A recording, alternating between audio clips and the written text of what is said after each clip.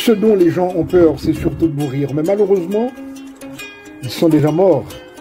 Ceux qui ne marchent pas avec Dieu, ils sont déjà morts physiquement. Alors qu'ils ont peur de mourir. Ils ont peur de mourir. Ils ne veulent pas perdre la vie. Tandis que si vous n'êtes pas avec Dieu, si vous ne marchez pas avec Christ, vous avez déjà perdu la vie.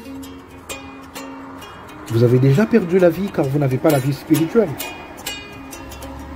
La vie terrestre, la vie matérielle, donc n'est absolument rien.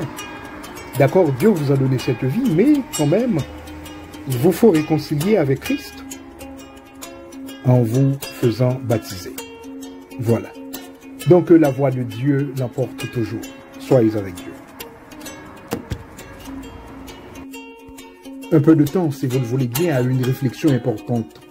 Écoutez, si Dieu ouvre votre esprit à comprendre les choses qui sont annoncées dans la Bible et que vous désiriez en apprendre davantage au sujet du royaume des cieux, je vous invite donc à communiquer avec moi. Croyez-vous au véritable évangile d'abord? Donc, et désolé si je gâche l'effet de surprise, mais cela ne parle pas de flotter sur des nuages dans le ciel. Peut-être vous demandez-vous pourquoi je consacre, disons moi, le docteur Lamarck, pourquoi je consacre autant de temps aux nouvelles mondiales et aux prophéties bibliques.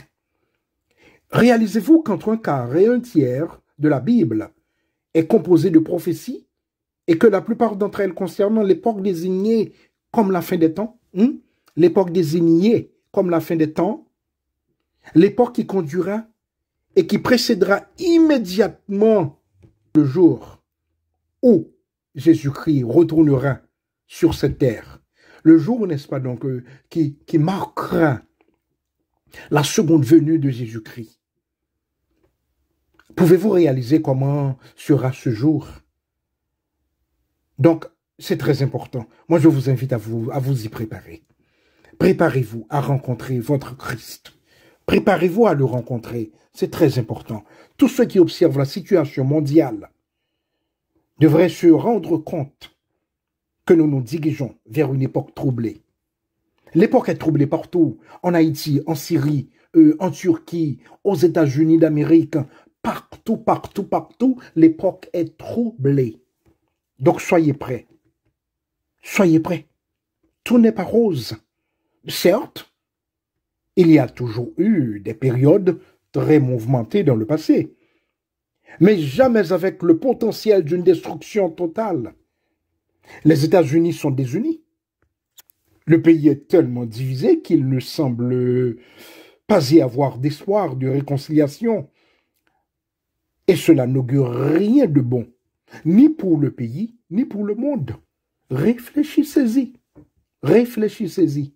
Songez à ouvrir la Bible régulièrement, lisez les prophéties, étudiez la Bible et ainsi, vous pourrez vous rendre compte qu'il faut agir, qu'il faut obéir à l'Évangile, qu'il faut vous faire baptiser et suivre Christ. À bientôt.